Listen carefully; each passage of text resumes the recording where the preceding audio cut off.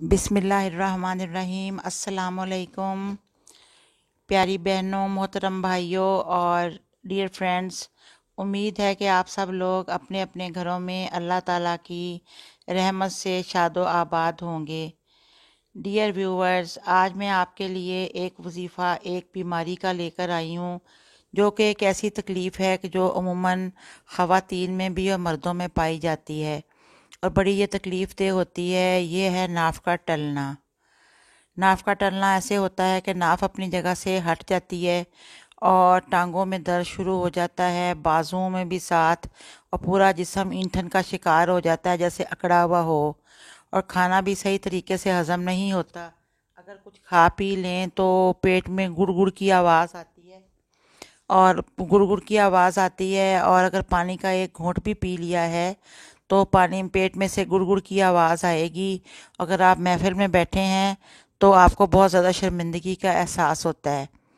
तो बस ये ऐसी तकलीफ़ है। और पहले तो ये होता था पुराने ज़माने में, तो बहुत सारे हकीम भी ऐसे होते थे जो कि घरों में आके भी पेट की मालिश कर देते थे, और बहुत सी माइयाँ भी ऐसी होती थीं जो कि घरों में आके ख़वातीन के पेट की मालिश कर देती थीं जैतून के तेल से या सरसों के तेल से।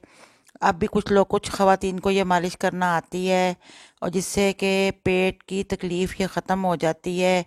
इसकी ख़ास एक मालिश होती है कि जो नाफ है उसको अपनी जगह पे ले आएँ। ये एक मैं आपको अमल बता रही हूँ, अगर आप ये अमल कर लें, खुदा ना खास्ता किसी को अगर ये तकलीफ़ हो तो वो ये अमल करे तो इंशाल्लाह उसकी नाफ अपनी जगह पे आ जाएगी। और नाफ जब भी टले तो वो ये अमल कर ले, इंशाल्लाह वो इस तकलीफ़ से बच जाएगा, चाहे वो कोई ख़ातून है या कोई मर्द है। इसके लिए तकलीफ़ तो किसी को भी हो सकती है। तो अल्लाह ताला सबको शिफा अता फरमाए।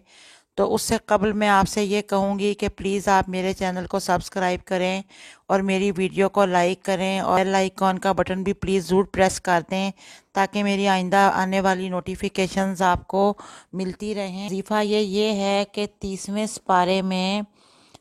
सिपारे में सूरह फ़ील है, जो कि कुरान पाक की मशहूर सूरत है, और ये पारा नंबर 30 में है।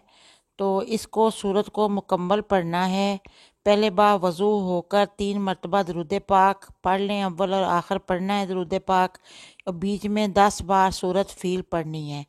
3 बार दरूद पाक पढ़ के बीच में 10 बार सूरह फ़ील पढ़ के तो उसको आपने अपने हाथों पे दम करना है, फूंक मारनी है हाथों पे, और नाफ के ऊपर भी दम करना है। और जो दोनों हाथ होंगे वो आपने अपने पेट पे मल लेने हैं और सारे जिस्म पे मल लेने हैं। इंशाल्लाह नाफ अपनी जगह पे कायम हो जाएगी। इस अमल को 10-11 दिन कर लें, बाज़ औक़ात 3 दिन करने से भी आराम आ जाता है। कुछ लोग तो बेचारे ऐसे हैं कि उनको नाफ टलने की ये तकलीफ़ हो जाए तो उनको साथ बुखार भी महसूस होता है, बुखार जैसी कैफियत उनकी होती है। तो इंशाल्लाह जैसे ही वो ये अमल करेंगे, इंशाल्लाह नाफ अपने सही मकाम पे वापस आ जाएगी, और उनको जो भी तकलीफ़ इस वजह से हुई नाफ के टलने से, वो इंशाल्लाह अल्लाह ताला की रहमत से ठीक हो जाएगी। तो अब मैं आपसे इजाज़त चाहूँगी। मेरी वीडियो वॉच करने का बहुत शुक्रिया। अल्लाह हाफ़िज़। फिर मुलाकात होगी इंशाल्लाह।